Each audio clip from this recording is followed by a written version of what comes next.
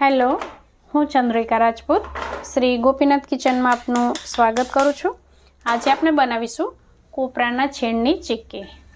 તલની અને સિંગની ચીક્કી તો તમે બનાવતા જ હશો, પણ આ ઉતરાણ પર આ કોપરાના છીણની ચીક્કી પણ તમે જરૂરથી બનાવજો, બહુ સરસ બને છે।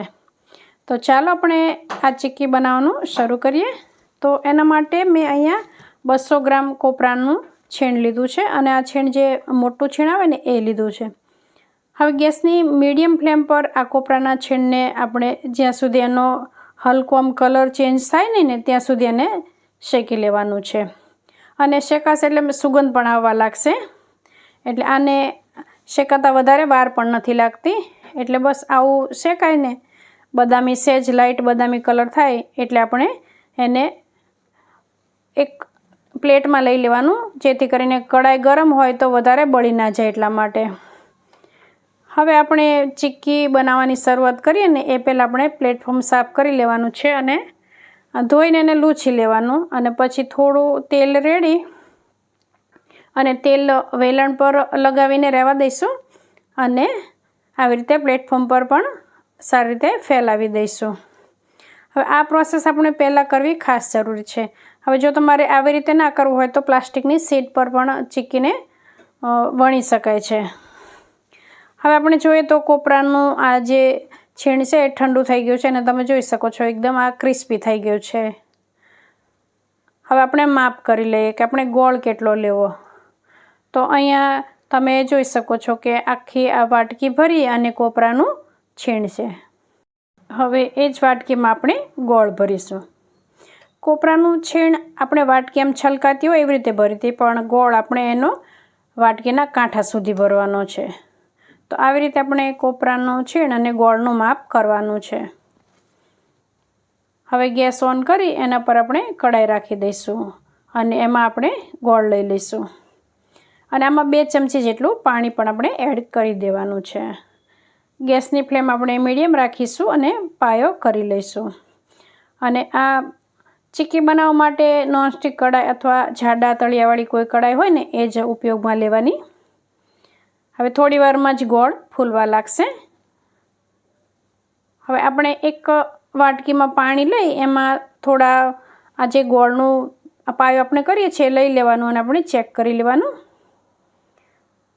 હજી આને વાર છે પણ આપણે તો આવી રીતે ચેક કરી લેવાનું। એક ગોળમાં ઉભરો આવે ને પછી આપણે ચેક કરી લેવાનું। જો હજી આ ગોળ ખેંચાય છે અને થોડી વાર પછી મેં આ બીજી વખત ચેક કર્યું તો પહેલી વખત કરતાં આ હવે વધારે આમ ખેંચાય છે, એટલે હજી આને આપણે થોડી વાર માટે થવા દેવું પડશે।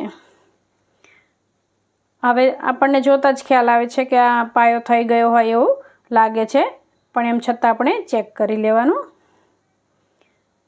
તો હવે આપણે જોઈએ તો આવી રીતે આમ કાચ તૂટે એવી રીતે એમ તૂટી જશે સરસ રીતે, એટલે હવે આપણો આ પાયો થઈ ગયો છે।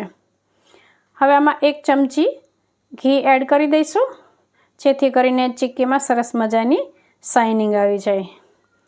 અને આપણે આ બાર જેવી ચીક્કી કરવા માટે આમાં 1 ચપટી જેટલો ખાવાનો સોડા એડ કરી દઈશું। તો આપણે ફક્ત 1 ચપટી જેટલો જ સોડા એડ કરવાનો છે અને આને મિક્સ કરી દઈશું। હવે આમાં આપણે કોપરાનું છીણ એડ કરીશું। આપણો પાયો થઈ ગયો છે એટલે આપણે કોપરાનું છીણ એડ કરી દેવાનું અને હવે ગેસને બંધ કરી દેવાનો છે। હવે આ બર્નરની ગરમી વધારે કડાઈમાં ના લાગે એટલા માટે મેં આ બીજા બર્નર પર કડાઈને લઈ લીધી છે અને હવે આને સારી રીતે મિક્સ કરી લઈશું। અને સારી રીતે મિક્સ થઈ જાય પછી એને આપણે પ્લેટફોર્મ પર લઈ લેવાનું છે અને હાથમાં ઘી અથવા તેલ લગાવી દેવાનું અને આવી રીતે થપથપાવીને એને ફેલાવી દેવાનું છે। હાથમાં ગરમ ના લાગે એનું આપણે ધ્યાન રાખવાનું અને આવી રીતે આપણે ફેલાવી દઈએ ને એટલે આમ ઝડપથી ફેલાઈ જશે। અને આને ચીક્કીને પલટાવતા રહેવાનું, કેમ કે પ્લેટફોર્મનો પથ્થર ઠંડો હોય એટલે એક સાઈડ વધારે ઠંડી થઈ જાય ચીક્કી, ઉપરની સાઈડ ગરમ રહે, તો એવું ના થાય ને એટલે એને આપણે ફેરવતા જ જવાનું અને પછી આપણે આવી રીતે વેલણથી વણી લેવાની અને હાથથી આવી રીતે સરખી પણ વચ્ચે વચ્ચે કરતું જવાનું છે। અને પછી જેમ બને એમ આપણે ચોરસ આકાર એનો થાય ને એવો આપણે કોશિશ કરવાની. અને પછી આવી રીતે ગરમ હોય ત્યારે જ આમ ઉપર આમ કટ લગાવી દેવાના, એટલે આપણા આમ સરસ ચોરસ પીસ બને ચીક્કીના. આવી રીતે આપણે છરીથી કટ લગાવી દઈશું. અને થોડી ઠંડી થાય ને એટલે પછી આવી રીતે જ્યાં આપણે કટ લગાવ્યા છે અહીંથી આવી રીતે તોડી લઈશું. જો આવી રીતે કરીશું ને એટલે જ્યાં આપણે કટ લગાવ્યા છે અહીંયાથી જ આ ચીક્કી તૂટી જશે. આપણે આડા અને ઊભા બંને કટ લગાવ્યા છે એટલે હવે આવી રીતે આપણે ચીક્કીને તોડી લઈશું. એટલે જો સરસ મજાની અમુક ચોરસ પીસ થયા છે, આ ગોળ જેવો હતો એટલે અમુક ત્રિકોણ જેવા થયા છે, પણ અહીંયા આપણી સરસ મજાની ચીક્કી તૈયાર થઈ ગઈ છે. તો જોતાં જ તમને ખ્યાલ આવશે સરસ મજાની ચીક્કી બની ગઈ છે. આપણે તલ અને સિંગની ચીક્કી તો બનાવતા જ હોઈએ છીએ, પણ આવી રીતે કોપરાના છીણની પણ ચીક્કી બનાવજો. મોટું છીણ હોય ને એની બહુ સરસ બનશે.